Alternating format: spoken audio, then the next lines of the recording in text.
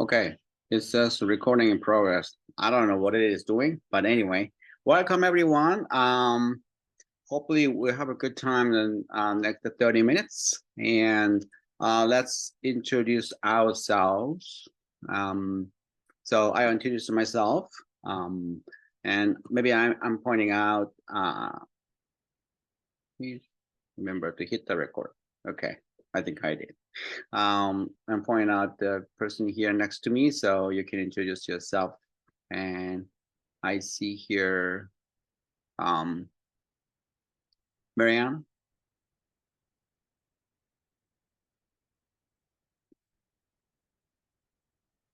Okay.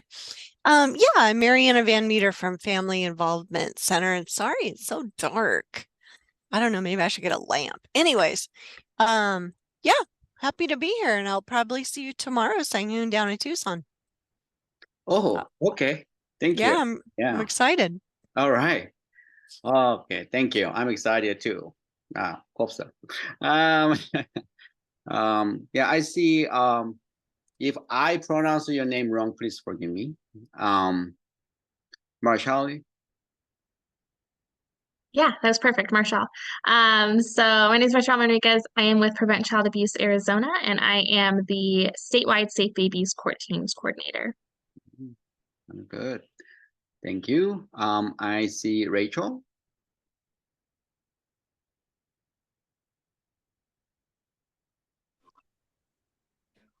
Hello, my name is Rachel Muhammad. I just recently retired and I moved to Georgia. So I don't know how this is going to work, but it's so good to see my Arizona educators family. And so Awesome. good to be here. Yeah, where Georgia? In the Atlanta metro area. Okay. And I use the tools almost every day. Okay. So that's great. I'll have to talk to the coordinators about what to do next. Awesome. But I'm glad I'm here. Yeah, we're glad you're here. And ACES Consortium, our network is kind of pretty much national. And I have a good friend in Georgia. Yeah, and one of my mentees in the Savannah, Georgia. They enjoy beach there. That's what I know. All right, Karen. Hello, everyone. My name is Karen. I am the ACES project assistant here at Mountain Park Health Center at the Baseline location. Awesome. All right. Well, many of your organization are familiar. Yeah, thank you for joining here. Let me share a certain my slides. Well, I have a slides, but also I sent it to Sandy. And actually this session is, I've been working with the Jeremiah Kaplan together. So our both slides coming together and we have more actually. So if you have any kind of a question, you need the slides, you can ask Sandy, or you can find me anyway, just to let me know, because I have a slides and also I thought we don't have to really depend on slides. So I may just skip the slides because I don't know, you understood what we try to do here is that I'm not doing what mindfulness is about. We do a little bit, but how are we gonna apply this to our training? So that's kind of our focus, hopefully. Okay. In spite of that, I may share little about mindfulness. And if you have any problem, just unmute yourself and speak out. I don't know, I can really follow all the chat function and everything, to be honest. So sorry. Okay. Let's see. Well, again, welcome everyone. And the group agreements already, Sandy talked about it, and you know this well from our ACES training. So hopefully we behave ourselves. Sorry, just forgive me. I'm kind of I'm not dysregulated, but I don't know, kind of funky too here today. So what is a mindfulness? I already told you that I might be a mindful instead of being mindful. Simple definition is the practice of being in the present moment, paying attention and without judgment, a way of living life. I don't know if you are in my session in the training, I always say connection before correction, but also connection before content. So that's why I don't want to really focus on the slide itself, but how we're going to connect to each other safely, non-judgmentally is more important than just trying to spread out the skill set.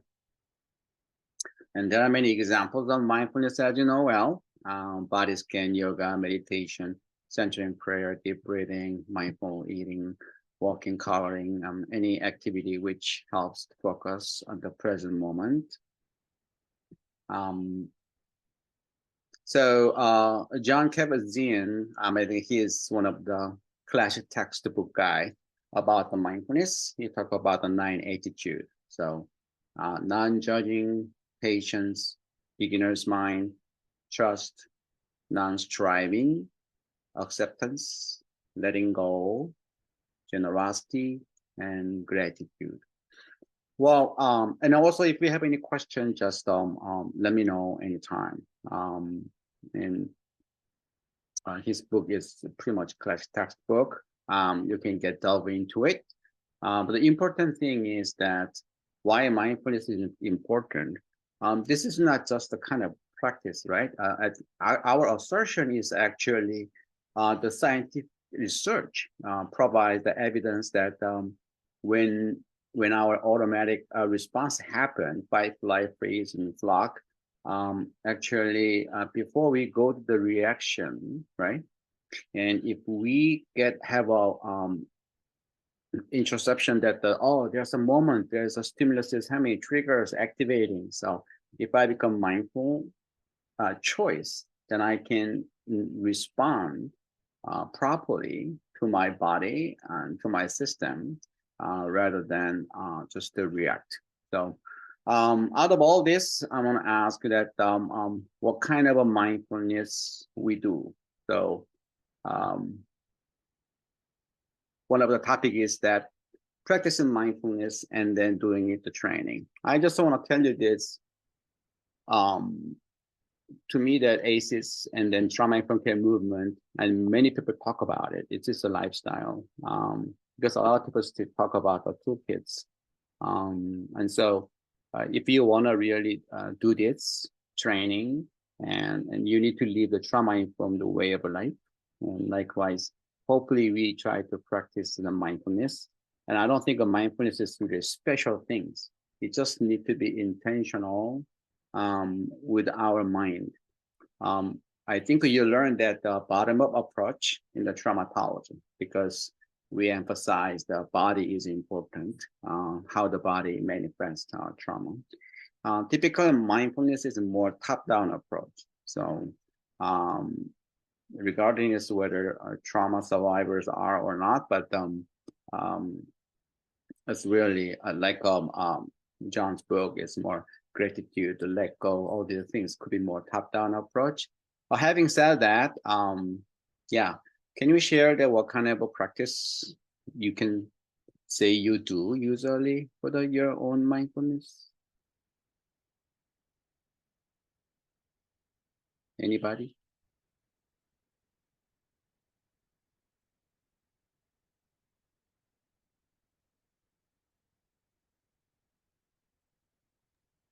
Sanghoon, can you put the list back of the 10 things? Okay, sure. Because I think that'll help. That will help you. It'll help me identify that hopefully I do at least one. I'm not sure if I do any. Mindful attitude, you mean this one? Oh, I didn't share it. So No. Yeah, I can't see it. There it is. Yeah. Okay. That's Thanks.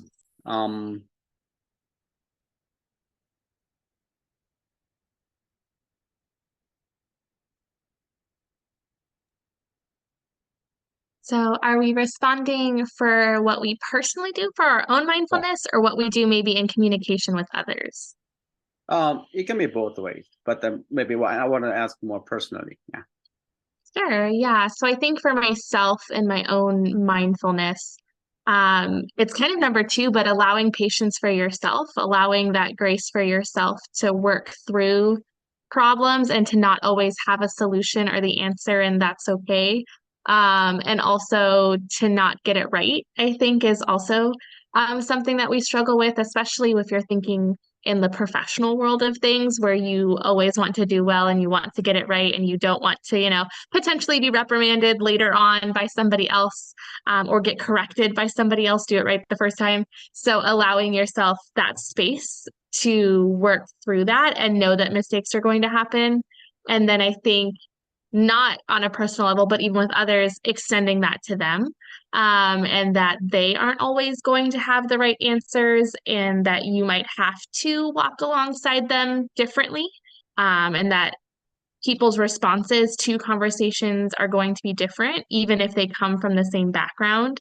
And so allowing for that opportunity where one person, you might be jumping forward and working through problems together, or working through a topic together, where somebody else who even from that same organization background might take a little bit more time to process through some of that. Thank you for sharing that, Marshall. That it's basically that it might be related to more the self-care and then resilience, but yes, mindfulness is a huge tool for that, right? So the bringing especially self-compassion is a huge challenge, but that bring them more space, that's how we started being mindful, space for self-compassion, allowing others voice, but also protecting myself and being patient, and then be generous to myself is very important. Yeah, thank you for sharing. Yeah, I did it a lot too. Yeah, definitely. Anybody else? So what's the beginner's mind? Is that teachableness? What do you mean the beginner's mind? Oh, the beginner's mind here. Yeah. So beginner's mind is attitude that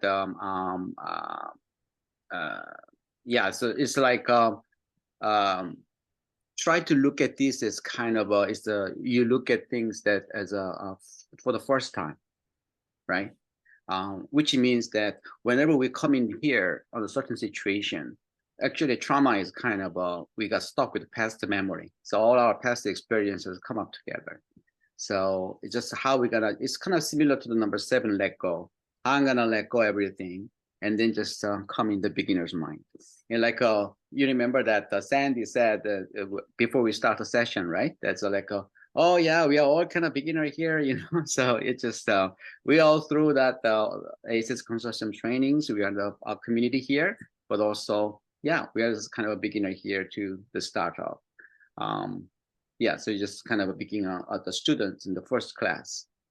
Maybe there's some scare, but also there's a lot of excitement, and then there's kind of an empty space in my mind, instead of all types of the kind of stimulus or activating or triggers coming up, or certain fear. I mean, all the things that we can think about, as well as expectation. Okay. Frankly, I'm struggling. I don't even know if I'm any of these right now. This is just this is a multiple choice question, but yeah. Yeah. I can't think of anything right now. Sorry. No problem. Okay. You guys anytime jump in, okay? For example, let's see.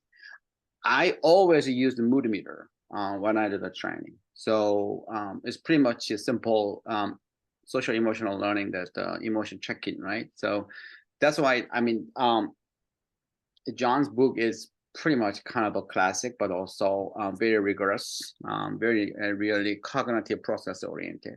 But nowadays we do a lot of social emotional or somatic approach that for the trauma informed care.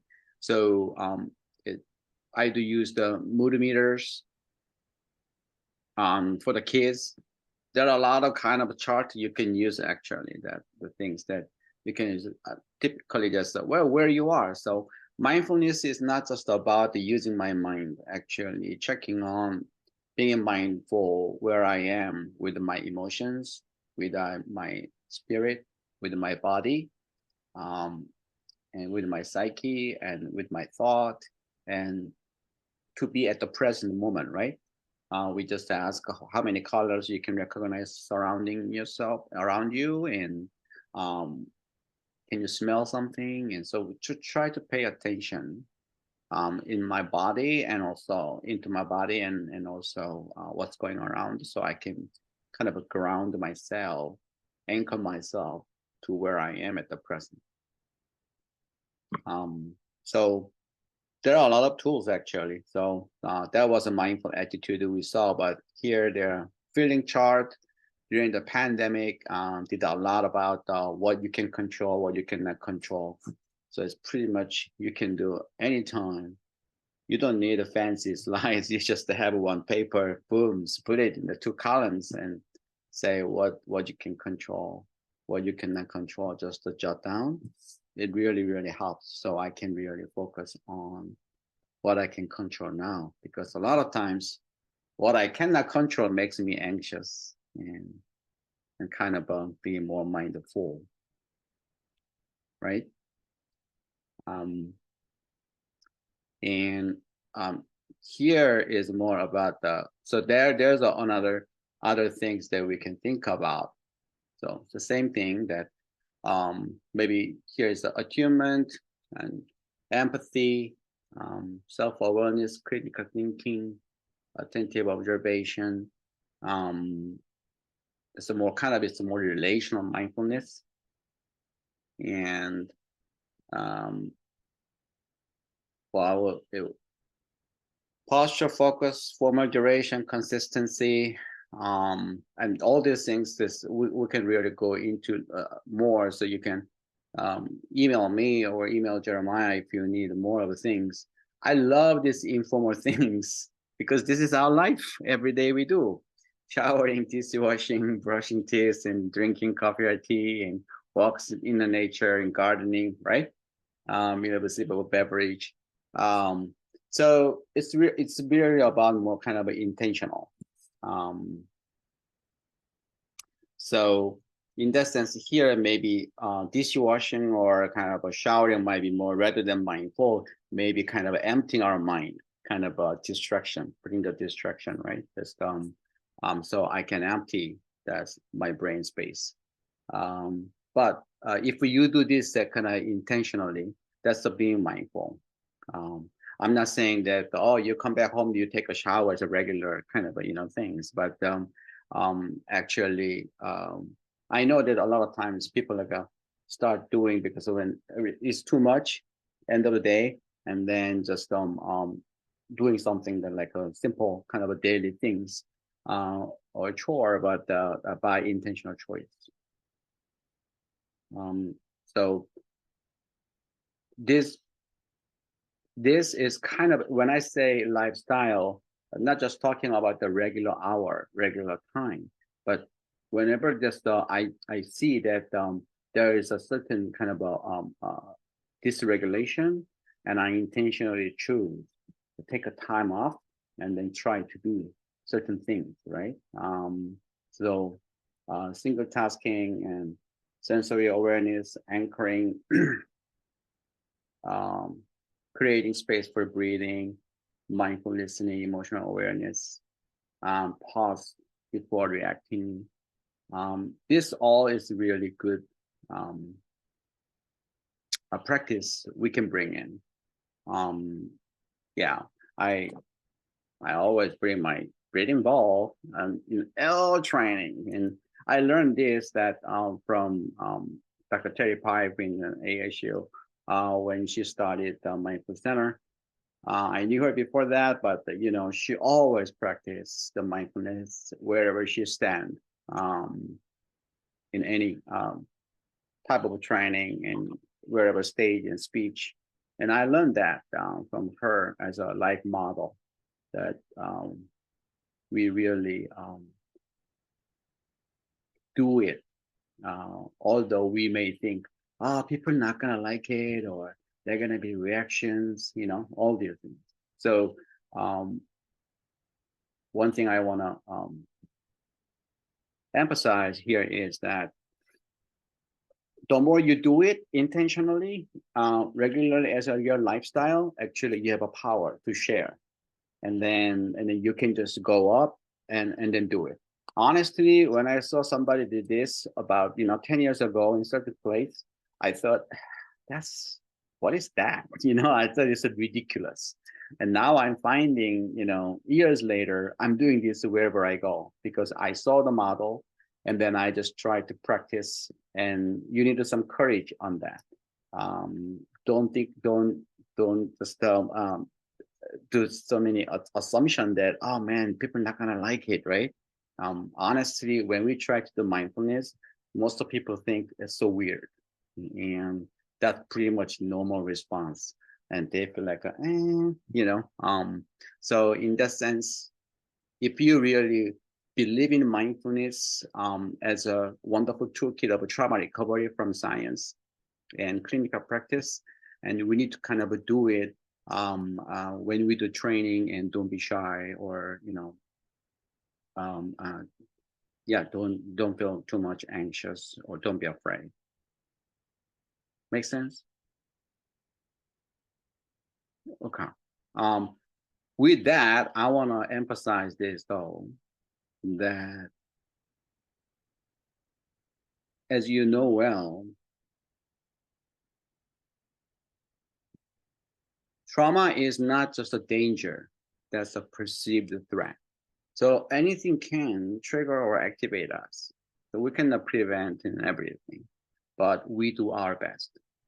So trauma-informed mindfulness practice is a little bit different, because if you go to typical mindfulness sessions, people always say, close your eyes. But honestly, there are people, when they close their eyes, they actually highly activated or triggered. So we always give them option. Okay, so when we bring this mindfulness in the training, that hey, I want to close my eyes, but it's up to you. You're gonna close your eyes or not. Okay, so like that, and so any kind of closing eyes, some pose, and then sometimes a noisy mind is a way of avoiding thoughts or feelings. So also people think, whenever we do breathing, right, a lot of people think about, am I doing right? There's no right and wrong way, or oh my gosh, I'm still mindful. That's all okay. So it's okay not to be okay. It's okay to be weird, and it's okay not to be okay. Practice, apply that to yourself, and in the training you share that, and so people can be more relieved from any anxiety or anxious if they just participate in this kind of a practice. Because again, if it's not familiar, it can bring some kind of dysregulation actually to people. So when we do the mindfulness in the training, we always try to give options, right?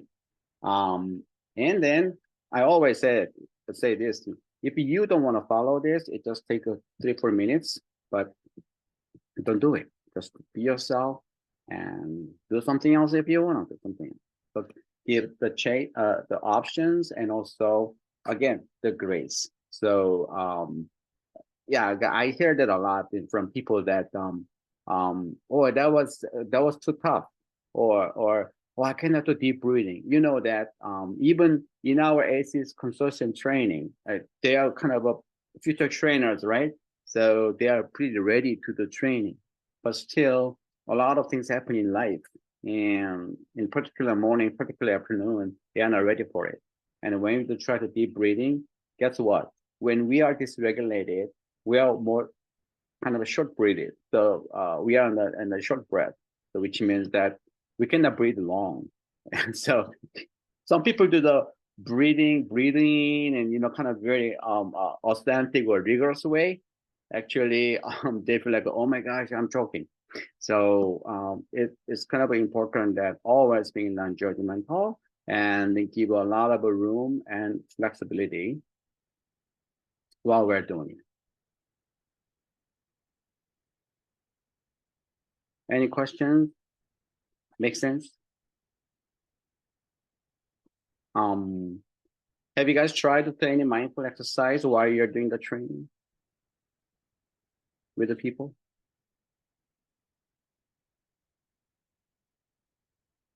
No? I haven't trained ACEs specifically yet, but my background previous to this role was training, and we didn't do a ton of mindfulness stuff, but I guess, I mean, we took breaks. So we took multiple breaks, which I guess is a form of mindfulness, allowing them to remove themselves from the topic. So I've worked in child welfare, and that was the trainings that we were doing. And so the topics that we cover are very trauma intensive. Regardless of whether you have experience or not, just the concepts that we spoke about can be rather activating for a lot of folks. And so we allowed for breaks, and we always allowed them for space to leave the room if they needed to, regardless of if it was break time or not. If they needed to disengage from the content, they could, especially if we were watching videos and things like that that were portraying the actual events. And we gave them prompts before and after with reflective space, where then we debriefed and spoke about what was then discussed. Mm-hmm. All right, good. Thank you. And even you can just say, hey, let's just stretch. It's so simple. That's and then you notice people. And when we do Zoom training, you can ask, hey, everybody's okay. And then some people can your direct message. Oh, I don't feel good. I'm dysregulated. Or when you do in-person trainings, like Marshall said, that whoa, this video can be affect us. So we can just, okay, take a break. Let's just do all together, right? Because you learned about the co-regulation, because people cannot do the mindfulness by themselves, regulation by themselves immediately. They need some kind of encouragement. So because of that, you need to have your courage to start off as a trainer. And then the more people do it together, that means we do the co-regulation together and through mindfulness exercise in the training, and they're more kind of encouraged to by themselves to the break time. And also, if you train the future trainers, also they can, practice it, and then try to be creative. So before we go, let me share this, for example, that okay, I'm gonna skip some kind of slides, and then we teach the window of tolerance, resilience, right? And this is ACEs consortium slides. So there's a hyperarousal or hyperarousal. So you are kind of in the middle. That's kind of your window of resilience. So I just make a kind of my own thing that, hey, that's just kind of assume that this is the limit of a hyperarousal, or this is a limit of hyperarousal, and you're in the middle. And let's just try to do mindfulness. So you don't need a toolkit here. You don't need a ball or something, sounding ball. There are so many mindfulness, the gadget, but you can just say that's the breathe in, breathe out, imagining my resilience window. It can be shrunk, but it can be expanded. So breathe in and breathe out. Breathe in and breathe out. So my point is that, based on the whatever material we can teach, we can do the mindfulness with the breathe in, breathe out, or kind of just think about it for a moment. You know what I mean? So it's not like you need a lot of resources for this. Just to try to be creative. And sometimes I always say that also, trauma training cannot end with a very heavy feeling. That's why I left trauma field 30 years ago, and I came back. But anyway, so try to be creative. I always use this, like happy hour is waiting after this. So, just people can, humor is very important, and to kind of be empty ourselves and come back. So, yeah, just try to think about what kind of refreshing ideas that the people can just let go, and then be mindful for the next kind of a session or next kind of teaching. All right. Any questions? I hope it was helpful for you. But yeah, if you have any questions, maybe when we go all together, I'm gonna uh, show up that my email address. So if you need any help and support, let me know later. But enjoy the rest of the sessions. Thank you. Thank you. Bye bye.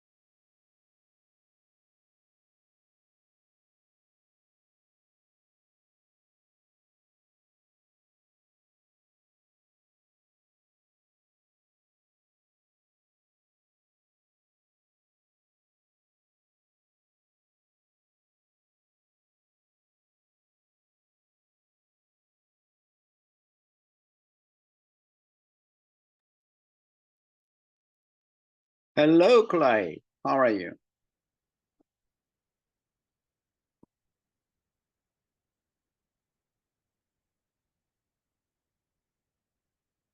I cannot hear you, Clyde. I don't know why. There you go. I was muted. Yeah, I was saying how we went to the Arizona Drug Summit was yesterday over in Tempe, over there on Preach Road. Had over 400 people in Awesome. attendance. Had Yeah, a good time. good. That summit has always huge crowd. Yep. And so I think the best part was for me was they actually had they had three separate panels. Uh, the most interesting ones for me were the parent panel, and they had the youth panel. And with the parent panel, they looked at it from two views. One, the parent was an actual user, and he shared how he affected the effects of his substance misuse had on the family.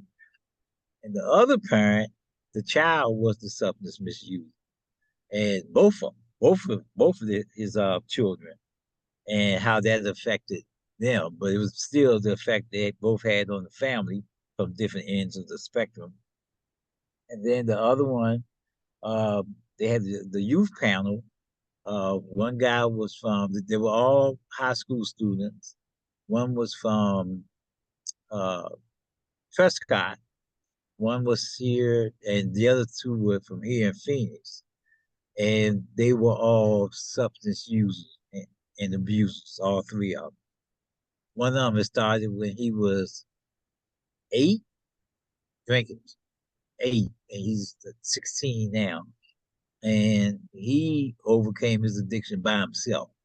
He did it himself. No group or anything, no parental help or anything, but he just realized, hey, I gotta stop. Hmm. So if I intend to graduate high school, I had to stop. Wow. And he overcame a lot of his stuff by writing poetry. So he shared some of his poems with us. And then the other one, his problem came from he was at a high performing school trying to keep up, peer pressure, trying to keep up with the other kids and stuff. So it was a real good conference yesterday. Wow, that's great. Yeah, I mean, we know that all the issues, but it's so hard to tackle them. Sorry, everyone. I was doing the private session with Clyde, but Clyde, did you know it's all recorded? Anyway, who cares? Okay, we're gonna start. welcome everyone, and yeah, let's circle around, introduce ourselves. So if I pronounce your name wrong, please forgive me. And you know me already, so I'm gonna just point out the screen and I see the names here. So, okay, Sabrina. I'm Sabrina. Hi, Clyde. How are you today? I'm doing just fine, Sabrina. Good. Oh, wait a minute. Hold on. Oh, there I am on mute. Pretty good, Sabrina. Good. Good Good. seeing you. Yes, good seeing you too. I am with Catholic Charities. I'm the program manager for the Family Connections and Nurturing Parenting program. And so I'm happy to be here on Mindfulness today. All right, great. Thank you. Christy.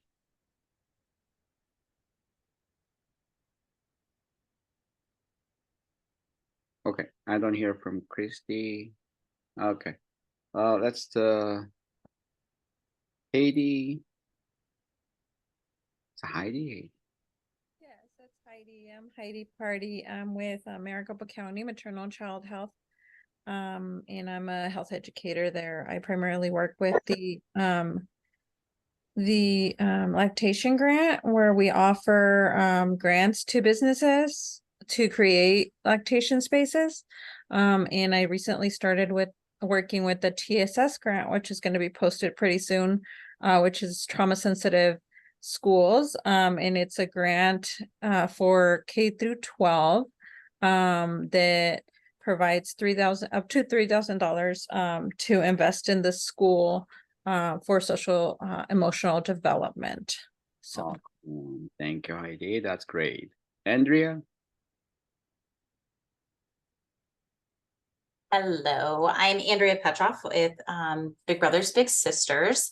I am a director of programs, so we provide adult mentors to youth throughout Maricopa and Pinal County. Just happy to be here. Thank you. Thank you. Maribel.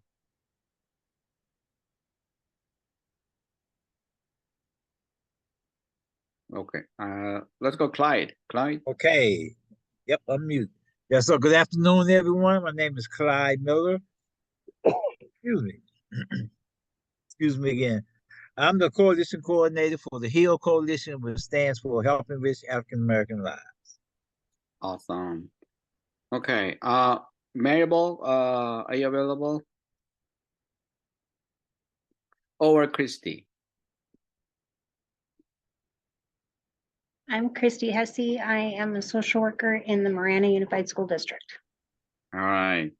Well, nice to see you all, and let's start.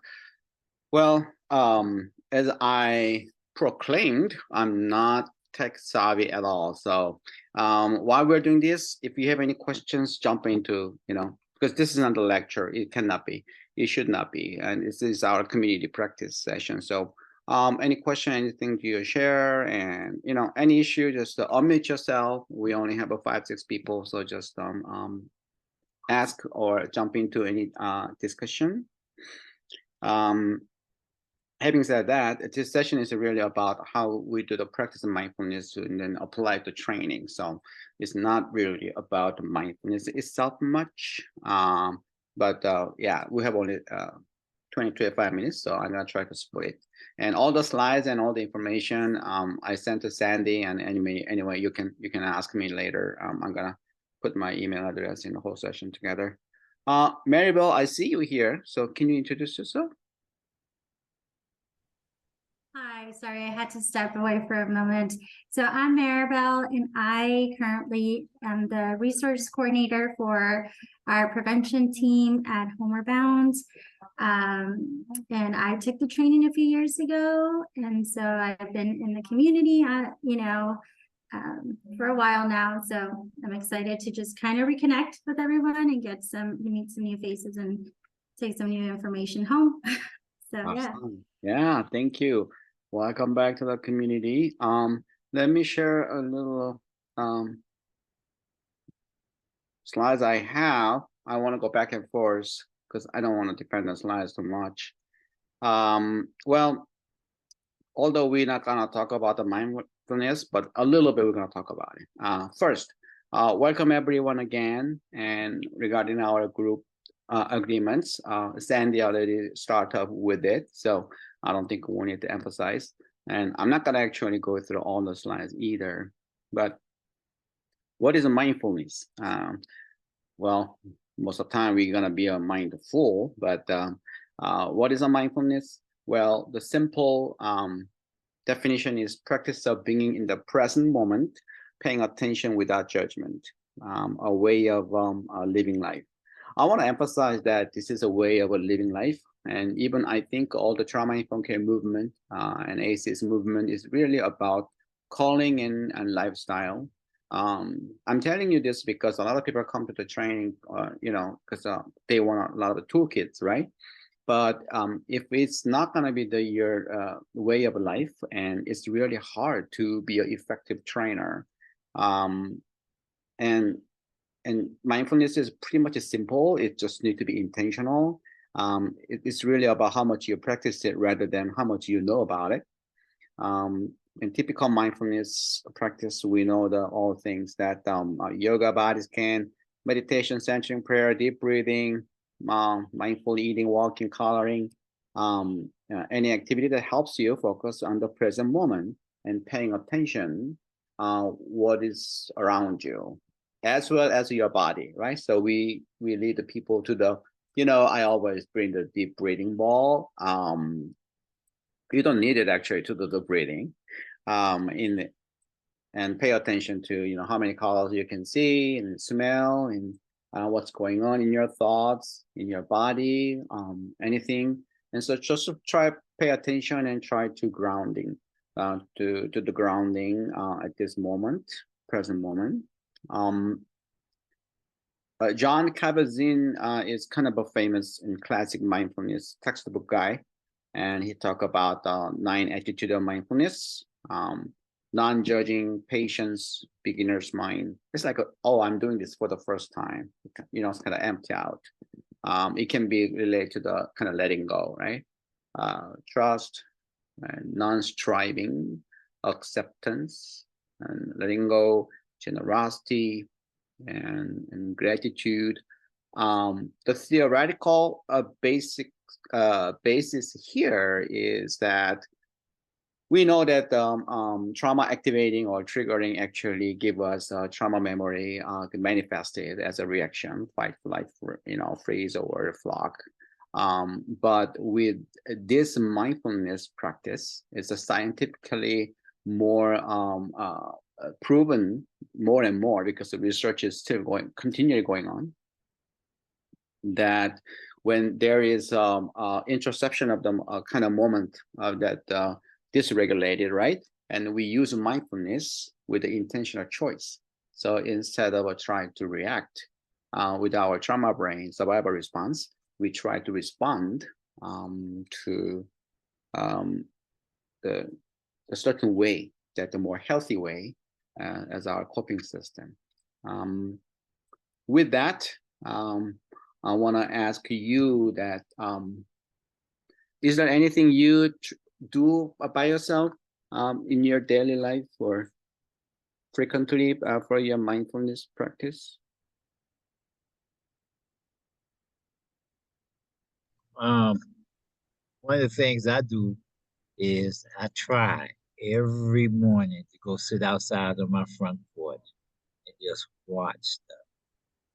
I live at the base of South Mountain, and sometimes I try to see what's going on up on the mountain. If I could see a bobcat or mountain lion, a wolf, any type of coyote, any type of life. And then I try to know what goes on right around me. Sometimes I can see a dragonfly flying past or a hummingbird. And before I started doing this, I would have never been able to see any of that stuff. But now with that stuff I try to do every morning once I come back from the gym, sit outside, have a cup of coffee, and just chill out. That's cool. Thank you. Calm myself down. Yeah, thank you for sharing. That's cool. Anybody else? I do my best to start my day after I drop my kids off at school. With just uninterrupted time, to be honest. Like I give myself just uninterrupted time to just sit, and whether it's playing with my dogs or like, you know, petting them or sipping a couple of sips of my coffee. Mind you, I don't get through probably a whole cup of coffee. I probably should, but I don't. I just try to give myself some time to like get motivated for my day, and just get in the mind space of it. Right. Yeah, definitely. Yeah, I think for our self-care, and you know, in a traumatology, we're more talking about the bottom-up approach. So we're really sensitive to our somatic, you know, attention, what's going on in my body, and my emotions, and you know, my reasoning. But a lot of times, the mindfulness is actually a top-down approach. So it can be used in both ways.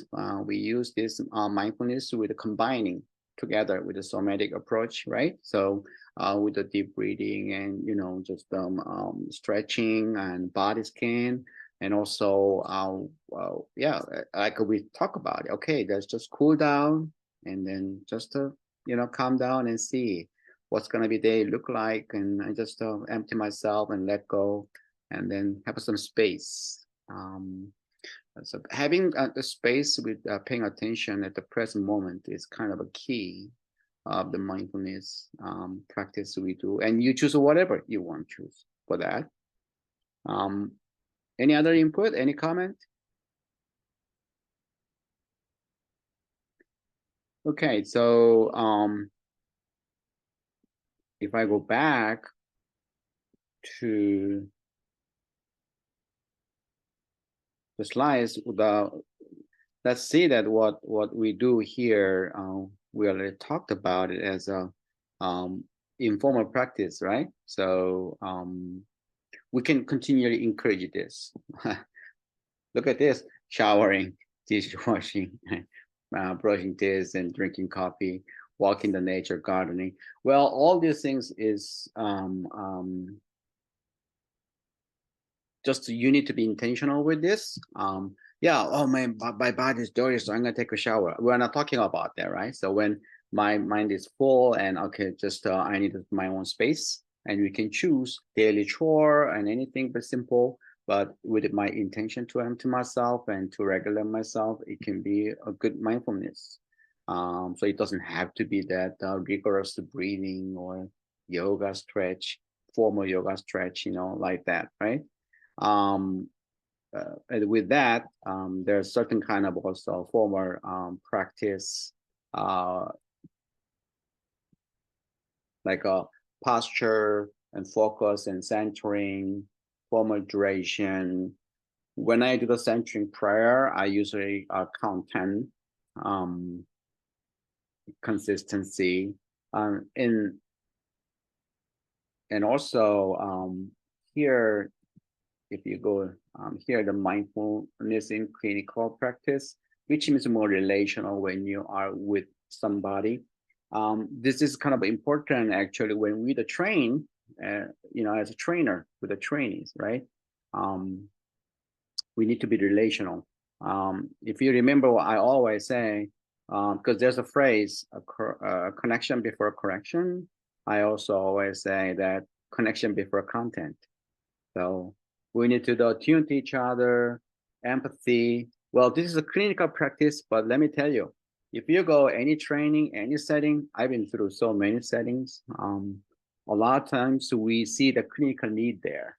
So we need to be empathetic, and we need to be sensitive to the social emotional need. Of course, there's a critical thinking and self-awareness and attentive observation. So this kind of relational mindfulness practice is kind of important, and we can do it together also.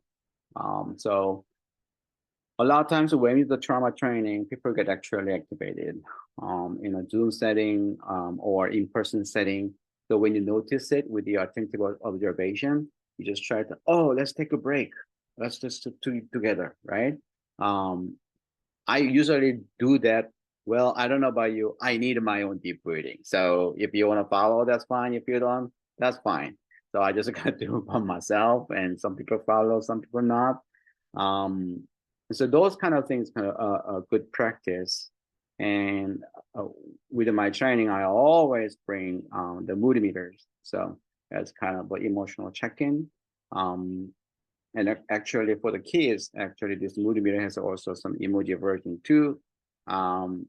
Or there's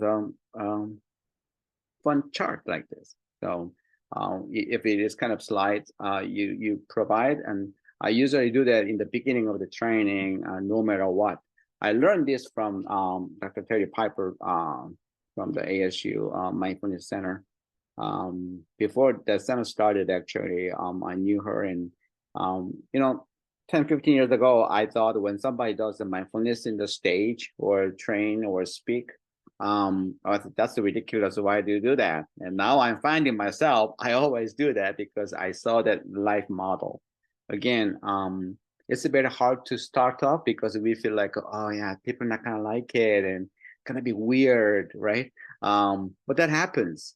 However, I want to encourage you to be consistent with it and more courageous with it, because a lot of people will appreciate the more you do it, the more you have a confidence, and the more kind of you kind of more natural to yourself, and you someday, sometime you're gonna enjoy, and then you can really provide it more naturally and also powerfully when people need it. Yeah. With that, any questions?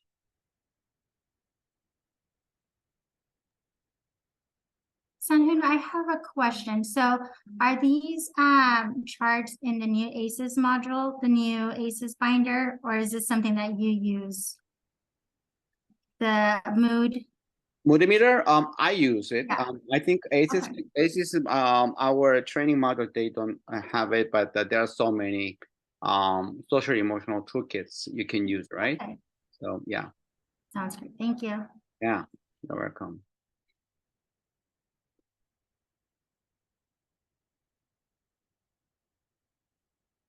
Okay. Again, jump into our group to ask any question or discuss. Let me keep sharing. So when we bring the mindfulness to training, well, we know this well. Trauma is not just the danger itself, it's a perceived threat. In other words, we cannot prevent all the trigger or activators, right? So even when we do mindfulness, I don't know when was that, several years ago.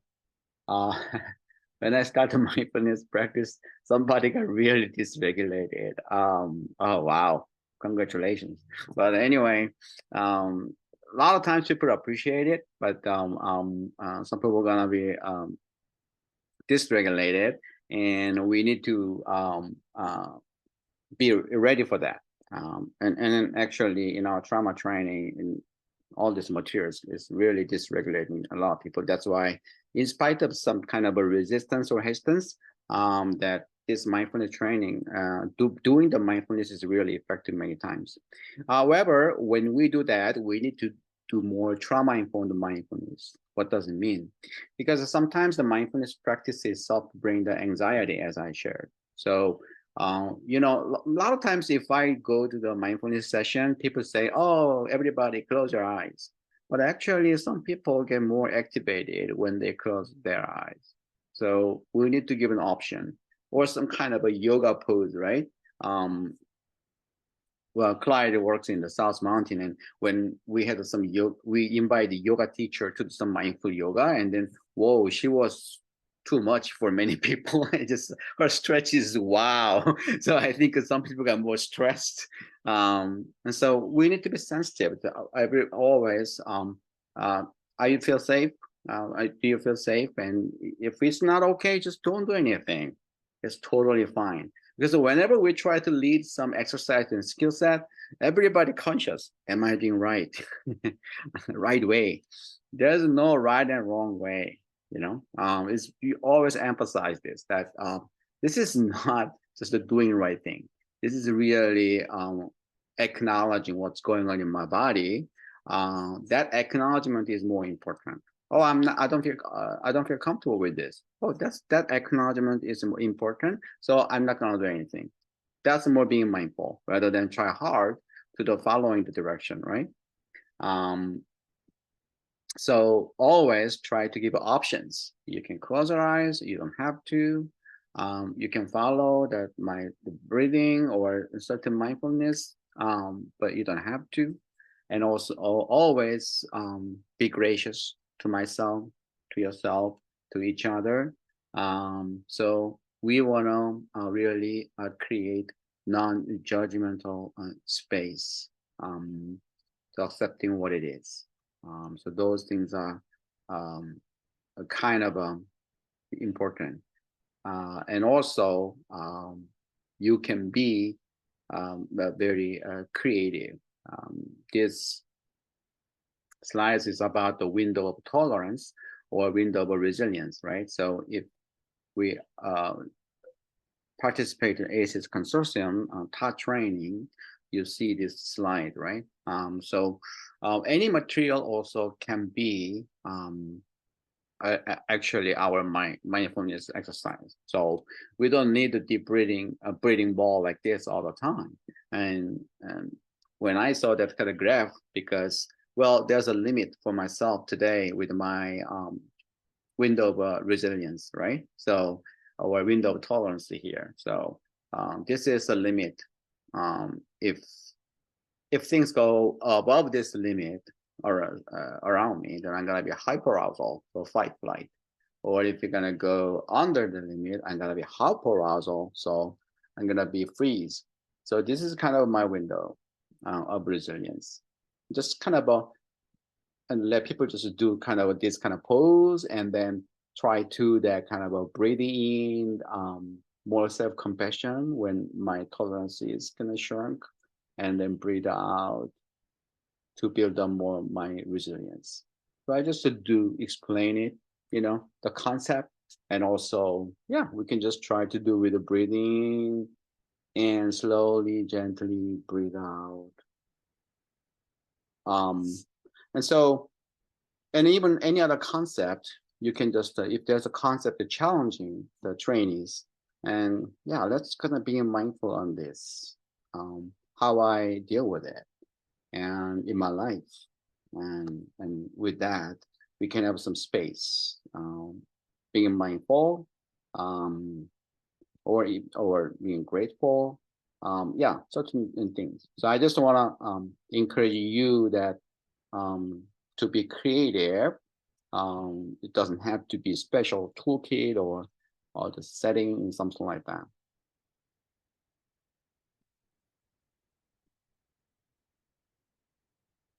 Having said that, any questions so far?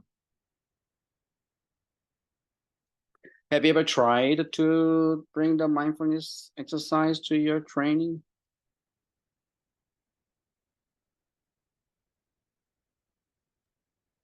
Yes, I usually try to bring it and to incorporate it into my training. A, a lot of times I look at my audience, who I'm talking to and stuff, and then adjust it accordingly. And then, so like this very last one I had 24 participants. About half of them did not have a clue about ACEs. They did not have, well, actually, it was for a coalition.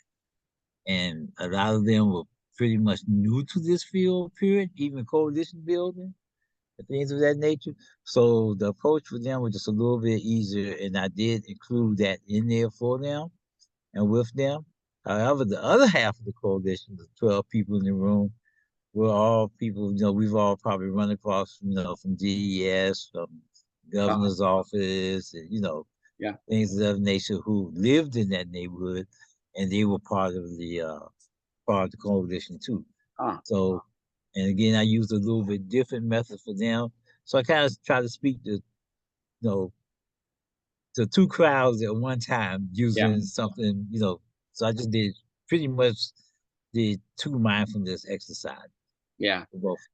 Yeah, yeah. I mean, it always like this is all the kind of people are mixed up in the knowledge level, experience level, and yeah, so that's what we can avoid. And yeah, I appreciate your sharing and flexibility. Um, yeah, anybody else?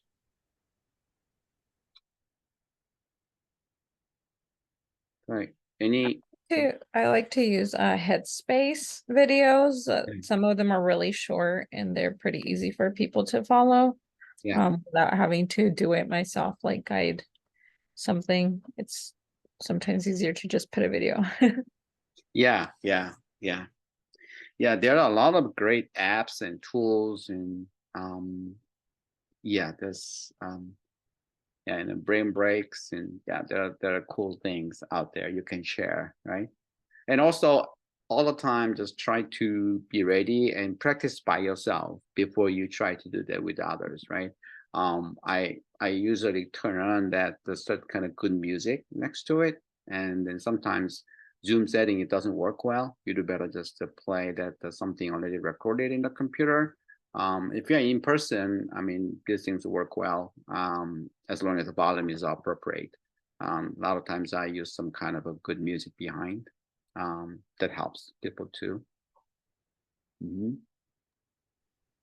Yeah, I actually start my trainings with that. I always start having that music in the background to start the training, just to kind of help everybody get in that present moment. And then I've used brain breaks in between, just small little breaks.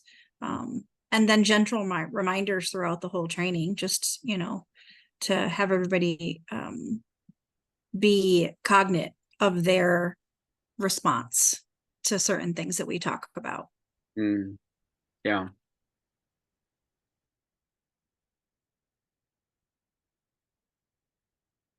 Yeah, and again, because I emphasize that the lifestyle, if you are okay, sharing your experience is pretty important and good. People can kind of relate, when you do that and also if you train the future trainers, you say, hey, this is not only for me, for you, and so continually this gonna be the part of our movement, and also, the ACEs consortium, we always finish with closing with beauty, and so those things are also good when we try to do that. For example, that okay, I love this, like certain simple message that we are not the survivor of the fittest, we are the survivor of the nurtured. So just again, try to be creative, that to find that something kind of gave you peace that will give others peace too. So using yourself as as a tool for our training is important, I always say, with some discernment, right? Okay, so keep your boundaries is also important, so protect yourself as a trainer. All right. Well, thank you so much for being here. I was so glad you're all here, and hopefully that it could help you a little bit, for your practice. Thank you. Bye-bye. Thank you.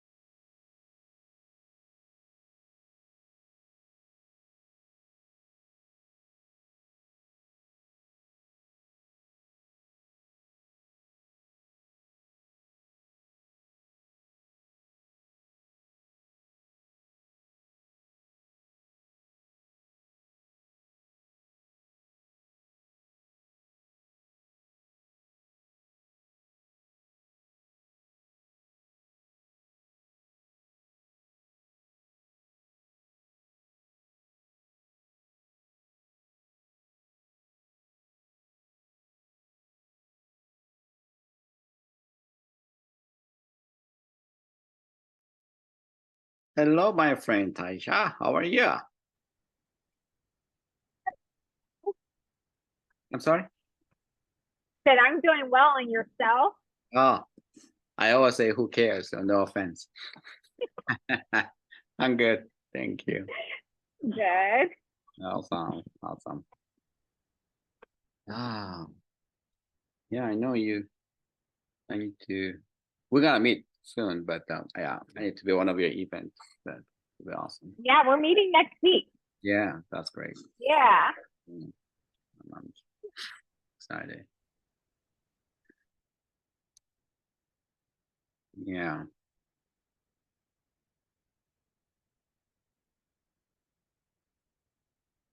Okay.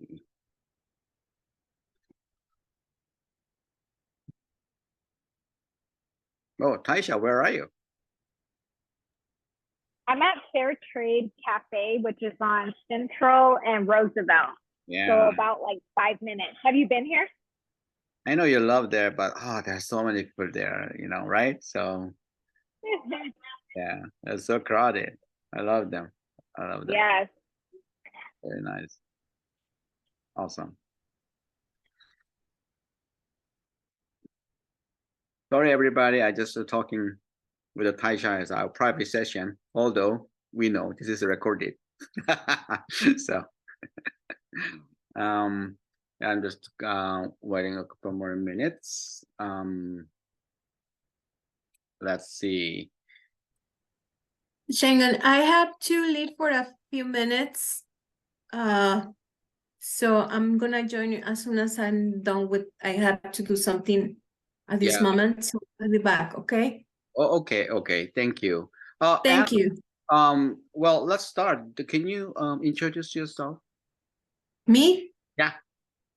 Okay, my name is Ana Guzman. I'm the Director of Community Health here at Unlimited Potential. Basically, our area of work is South Phoenix, but Maricopa County. And we have this program, the Health to Start, plus a lot of programs running here in Unlimited Potential. All right, that's great. Thank you. Thank you. Taisha, can you introduce yourself? Hello, everyone. My name is Taisha, and I'm a storytelling visual artist here in Phoenix, Arizona. And I provide healing art workshops across the valley, and soon to be national. So I'm super excited about that. And I'm glad to be here. Thank you. All right, thank you. If I don't pronounce your name correct, please forgive me. I see April.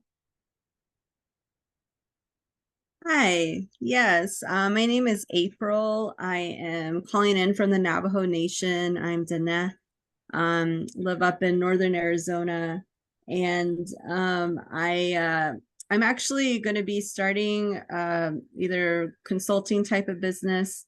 I want to raise awareness within my community around the impact of intergenerational and historical trauma. And so it's the reason that, I came to ACES was to get trained to offer that as one of the kind of educational services in my community. And so I'm currently in a cohort right now for Indigenous women entrepreneurs and people who want to start businesses. So I'm focused on that right now, but hope to do an ACES training in the next several months or so. Here in the community. So happy to be here and to meet everybody. Thank you. Thank you. Welcome. Jonathan.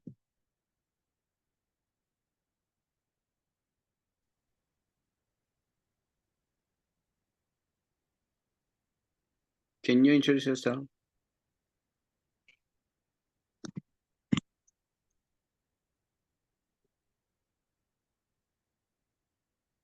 Can you hear me now? Yeah. Oh, okay. I am a youth trainer here for the nonprofit in Casa Grande, Arizona. So we're located between Phoenix and Tucson, kind of right in the middle. So my main role is to go around schools and just educate the middle schoolers and high schoolers about the dangers of drugs and just the benefits of choosing something else to focus on, right? A sport, an instrument, art, music, whatever it is, but just help them focus on something that's gonna help them as opposed to focusing on things that are gonna take them down the wrong path. So just go around, teach resiliency skills and stuff like that. So just educating our students in our school district. Okay, thank you. Very important role. Yeah, I like your t-shirt. Maybe that draws kids' attention immediately. That's cool. Right, thank you. Welcome everyone. Here, what we're gonna do is that again, I'm not here for the mindfulness session. We're gonna just touch base on what mindfulness is, but also really we are the community here as trainers, and so how we're gonna do this skill set in our training. So that's kind of my focus.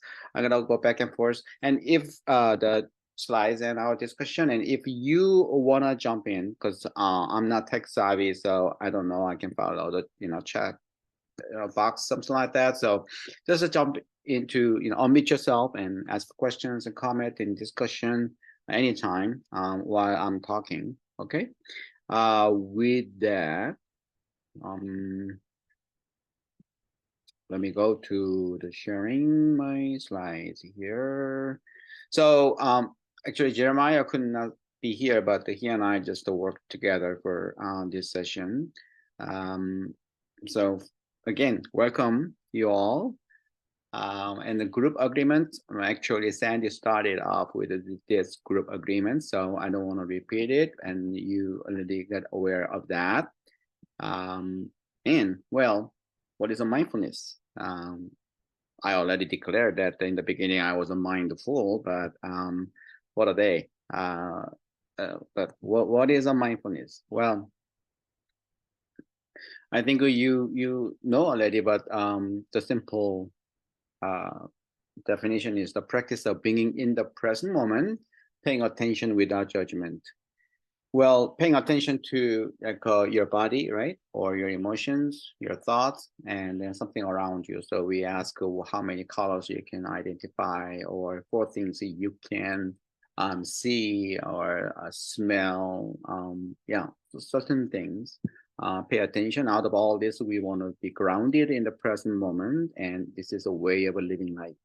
I think that's very important because, well, to me, and then this is a national kind of a narrative that trauma-informed care and ACEs training, it's all our call and lifestyle. It's a way of living life instead of just trying to learn some toolkits, and so you can help out the people who are traumatized. We are all traumatized in a sense because of a direct trauma, whether it's a big T or small T, or vicariously, secondary trauma is there. And we are all affected by collective trauma with the pandemic. People talk about the global warming. And also here in the United States, we had the racial tension and all those things. So I need to have this mindfulness as my way of a life. And when you do that, actually, you can be powerful and effective when you try to bring this to our training, which I think is very important, because a lot of times people need this of the mindful moment, because our training itself is a lot of times activating, triggering people. And so this is a very good good way that you can really bring your training more effectively in the trauma-informed way. With that, you may know already the many practices of mindfulness. I know the other session was a self-care, but pretty much mindfulness exercise is kind of a big deal of the self-care, right? So yoga, body scan, meditation, centering prayer, deep breathing, mindfulness eating, walking, or coloring, any activities that helps focus you on the present moment. And I know you aware that John Kabat-Zinn. He's kind of a textbook guy of the mindfulness. So in the book, The Full Catastrophe Living, he talking about mindful attitude. And so, you know, in trauma-informed care, actually in traumatology, we more talk about the bottom-up approach, right? So our attention to our somatic or our body system, what's going on, my emotions, and I can more, you know, fully exercise my reasoning.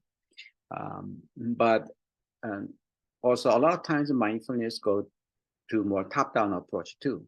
So when I'm dysregulated, we need to really pay attention on our body movement and everything. So we can be regulated and relate with our emotions, and we can reason better.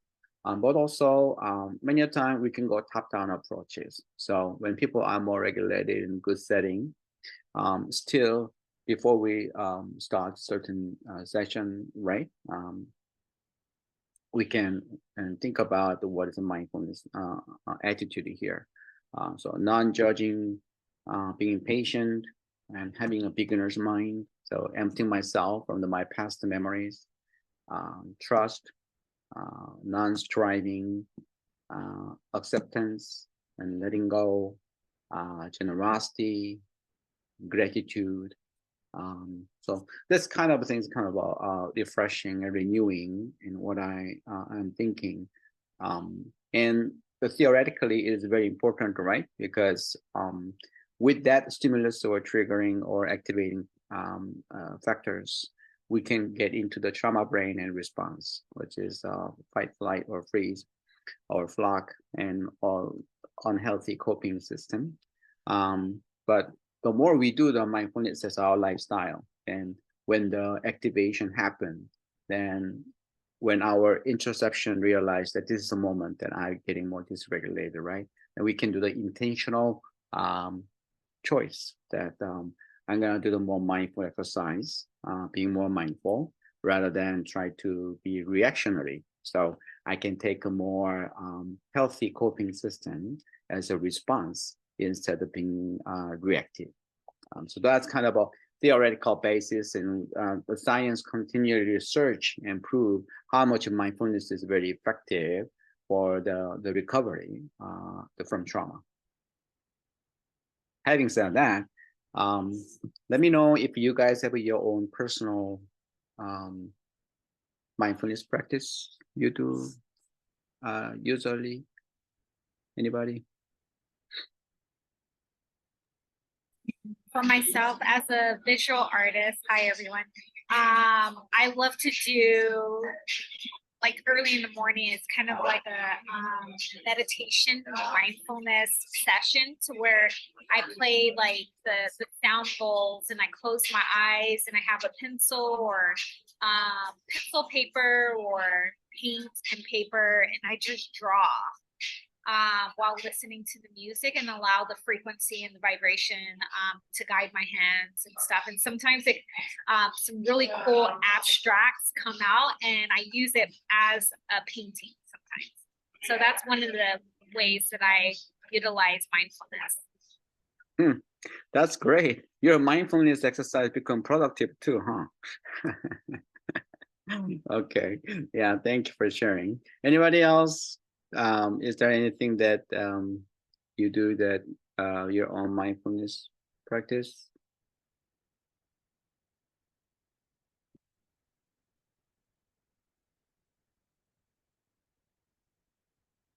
Okay.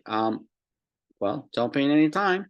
I'm gonna go back to slides. So again, like Taisha said, that it can be just a natural thing that wake up and then have some quiet time, and also it can be connected to the simple activity what she does, and it doesn't have to be also special, you know, things. I always bring the breathing ball wherever I go, which I learned from Dr. Terry Pipe from ASU years ago. Well, 10 years ago when I saw that somebody do this, it's like, well, that's ridiculous. But here I am. I'm doing it everywhere I go, because it becomes my lifestyle, and just love it. And when people see it, they love it too. However, it doesn't have to be with a specific skill set or some tools or resources. Our informal practice, what we do, like a chore, cleaning and anything, but not as a necessary thing to do, but also when we like, oh, I cannot do anything. It's already day afternoon, and then I'm full. I need to empty myself, let go, and then I just make a choice of what to do, right? So it can be very simple things, to have some distraction and empty yourself, and also being mindful. So here, the even dishwashing and walking and all these things really simple, but intentional, then it can help. And there's some also certain formal things we can talk about, as I talked about it, posture and focus, when the centering, formal duration. When I do the training, usually if I do the centering, just put one word or image ahead of you, and then just to try to center that image or word with your mind and soul and body and emotions, everything toward it. I usually also play the music, but sometimes it's not good. It doesn't work well in the Zoom setting. In-person setting is better, but the volume might be the kind of matter. Anyway, you need kind of a technically a little bit aware of that. And if you don't have anything, I just count 10. Slowly just count 10, and people can at least have a certain moment of 10 seconds to try to regulate. Yeah, and also, well, all the slides and everything going to be distributed as it is asked. So I'm not going to explain everything here because we don't have enough time to go through everything. This is a more kind of a relational mindfulness. So it's very important that, I always say, connection before correction, right? But also connection before content. As a trainer, it's easy for us to focus on what I need to say, but it's very important because in our training, there can be a lot of emotional reaction, although they don't talk about it. So we try to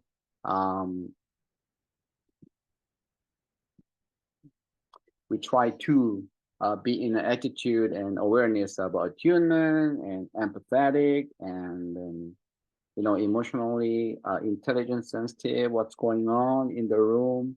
And yeah, critical thinking here and self-awareness, attentive observation. And as I said, when somebody started her own mindfulness practice in the middle of a training, I thought, whoa, that's stupid. I'm talking about 15 years ago, but that's kind of the core that, when I aware myself or somebody is kind of activated, and sometimes in the Zoom training or in-person training, we can notice it.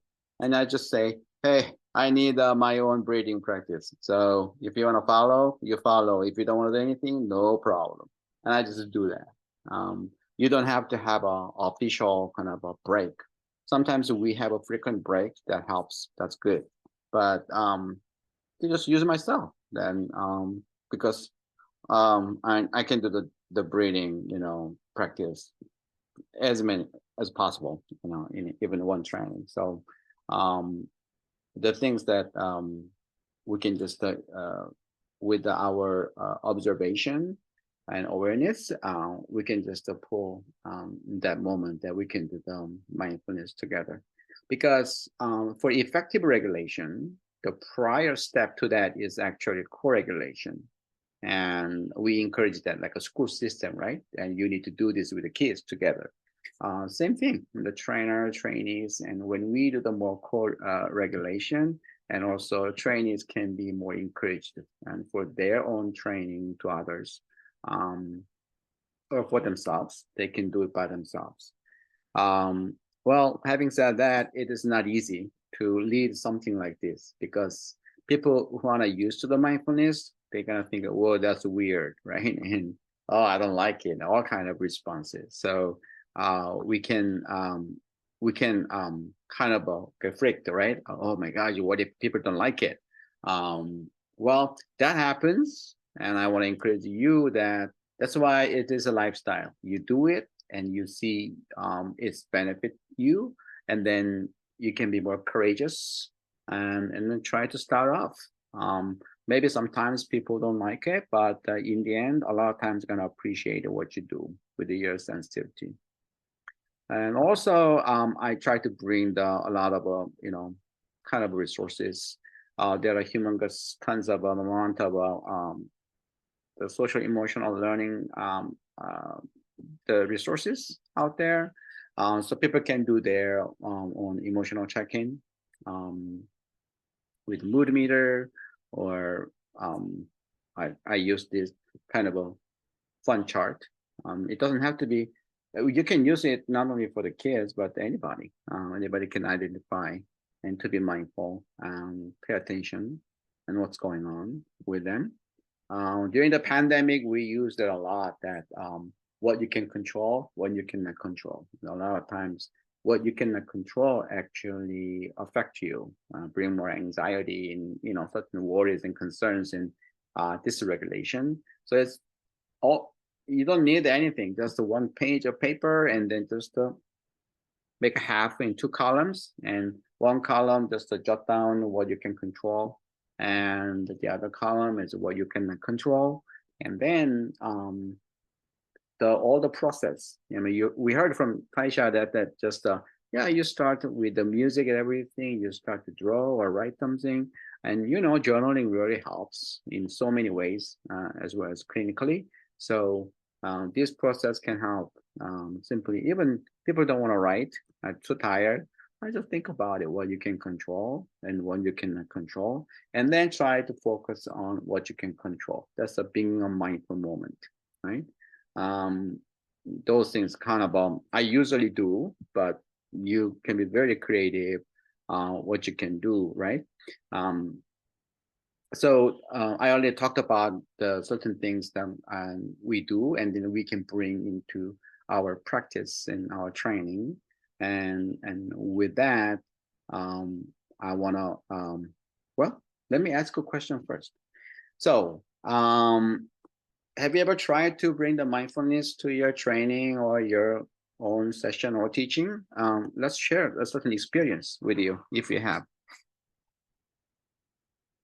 Anybody? So I'm in the process. Oh, go ahead, Anna. Anna, go ahead. I try to do the mindfulness when we have meetings with Health Start community health workers. When we are in a meeting, we really try to be mindfulness and talking with them about the day, to make sure that they are present in the moment that we are talking about sometimes issues because they do home visiting. They go to homes. We get together and meetings. So first we do this mindful exercise at the beginning of the sessions to make sure that they disconnect the phone, that be present, do breathing and talking, to be right there in the precise moment. Thank you. Yeah, that sounds really wonderful. Taisha, can you share your experience?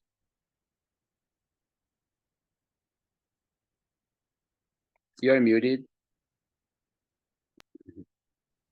Currently, I'm going through the mindfulness first organizations training, and I incorporate into my art workshops as much as possible. Each of my events are different depending on who the clientele is, but I do incorporate mindfulness into it. Mm-hmm. All right. Yeah. April, you want to share anything? Yeah, so I this is just an example. I used to work for an indigenous nonprofit where we supported elected tribal leaders. I was helping to strengthen tribal governance, and elected tribal leaders they're like, like the United States, like Congress representatives and things like that. And my co-facilitator and I integrated mindfulness activities. And I remember when we first pitched the idea, we were going to do it with this particular audience. Some of my coworkers were like, "That I don't know, April. I don't know how they're going to respond, and if they're going to because mindfulness, sometimes those types of activities like call for a little bit sense of like vulnerability, and it kind of like makes people have to pause, and and certain types of people in certain roles aren't used to that. And so we integrated mindfulness into our training sessions with them, and surprisingly they responded really well, like and most of the majority of them, I would say, actually participated and even reflected on like how helpful it was for them to kind of just pause from their crazy day to day and all the things that they're stressing about, as being elected leaders for their native nation. And it was just really surprising to me. And that's something like I don't see a lot, in working with people in politics, that a group comes in to have them do mindfulness practices. And some of them even said that they were thinking like this could be really helpful in some of their community meetings that they run. Because I think a lot of times, especially for like politicians, they're working with citizens who are coming in with issues or problems or stresses, and and community meetings can get really, there could just be a lot of conflict and a lot of challenges. And so I think mindfulness could really be helpful in those spaces. But it does call for a sense of vulnerability and kind of, stepping out of your comfort zone if you're not a person or you're not in a role that has you do mindfulness often. But it was just such a unique experience for me, which really helped me to see, because I was anxious too to do it, to facilitate it with this group. And but it demonstrated how like anybody can benefit from mindfulness exercises, even if they're not used to it. There's a lot that can happen and kind of transform people in the way they interact or behave with each other. And so I'm so glad we ended up doing it. And I have to give my co-facilitator, a lot of credit, because she was one that was doing a lot of mindfulness work outside of our organization. So that's what got us to think about trying it out. And it's given me some courage to say, like, I can do this with any group, even if it's a little nerve-wracking. So yeah, thanks for letting me share. Yeah, thank you for sharing. Yeah, it's like this. We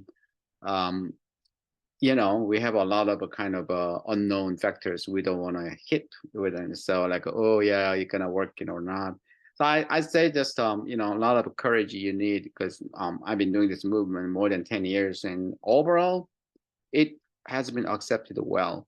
Well, actually, when I started some other trainings, some other place, and I think more AGES Consortium taught training or other training, I found that when we started mindfulness, and actually somebody was really start get dysregulating. So, oh my gosh, things happen. But it's very important that you believe in, you do it. That's why it's important you make it as your lifestyle. And then the more you have this as your lifestyle, whether you're anxious or not, it's gonna come out more naturally, more effectively, more powerfully. And so, and then this is a very important, although some people might be triggered, actually activated, but many people can get a lot of benefit, and they think, wow, I still remember that. I know one elementary school principal, actually he did a mindfulness exercise when the all the colleagues come together in the school district, all the principals meeting, right? It's the same thing. And April talking about, oh my gosh, this guy's gonna do this. And then several weeks later, he was very busy, and he started, oh, let's start a meeting. And then somebody say, hey, breathing. Like, what? They said, we love this. Let's the breathing first. So, so just to think that people don't express it enough, but that doesn't mean they don't like it. So that's a pretty encouraging that sharing that April did, and I and Taisha, and I think most people can witness that. With that, I want to share a couple of more things because we are doing the training on the certain emotional material. And as you know, trauma is not just a danger itself, but it's a perceived threat. So we cannot actually prevent any and all activators, triggers perfectly. So we do our best. And we need to remember the trauma-informed mindfulness is a little bit different from just the typical general mindfulness. Because a lot of times when we go to a mindful session, people say, oh, close your eyes. But you know what? There are actually many people who get more triggered or activated when they close their eyes. So we have to kind of be sensitive. Certain pose and certain leading to certain activity can actually bring more anxiety. Well, don't be afraid of that, and you just tell people, if this type of activity brings more anxiety to you, don't do anything. There's no problem. And also, a lot of times when we try some activity, people just try to think, am I doing right? So hey, there's no right and wrong here. We're just a guide for this, and you do your own. If you don't want to do anything, don't do. But if you do and you do your own, and everything is okay and all right, and right thing is for you. So always remember that to give more options to the people, that with your direction of a certain way, the guiding the mindfulness, but people can have the options. Yeah, let's stretch. But if you don't do it, don't do this. Who knows? Somebody has, certain kind of physical the difficulties, and we don't know on that particular day. So try to always to give them more options, and also be gracious, non-judgmental. And we ask them, don't judge yourself, don't judge others. This is a time that to just embrace where I am, to be at the present moment, and being gracious is more important than any other type of being mindful. So gracious, especially to myself. So we can continually nourishing that the moment of the being gracious, non-judgmental. And any material we have, like a window of tolerance, right? In the consortium, you learn this slide. And I just sometimes I say, this is a hyperarousal, this is a hypoarousal, and this is my window of resilience. And let's just do the breathing in and breathe out, thinking about my resilience. And I don't need any resource for this. Just my slide can be my resource, what I'm teaching, and then we can also do the kind of mindfulness. So just try to be creative, and the more you do mindfulness, you gotta be more creative. This is another way encouraging mindfulness practice for your life. And also we always finish with the beauty, right? In our consortium training. Likewise, try to pick up certain good slides that you can also finish up the session with a good reminder or being mindful. I love this quote, that we are not the survivor of the fittest, we are the survivor of the nurtured. I found a lot to like it, but anyway, you just try out and certain things that helpful for you. Yeah. Any questions or final comment? We have 50 seconds left, so we're gonna close. Real quick. Yeah. John, go ahead. Yeah, sorry, real quick. What's your favorite breathing method as far as like is it the 4 count in, 4 count out, the 4, 7, 8? Which one do you like? I want to say I'll just simply slowly, gently breathe in and breathe out. And then there's a square breathing, star breathing, all kinds of breathing. I want to Okay. emphasize this. When you do this, do together. A lot of times people go too fast or too slow, but you do But it together. That's the key. Then people are gonna to attune together. So I always ask people, do it together as much as possible. Cool. Still recording, so I hope that it's saved somewhere. So Yeah, it should save on, let me look, because it's interesting that it's still recording when you come back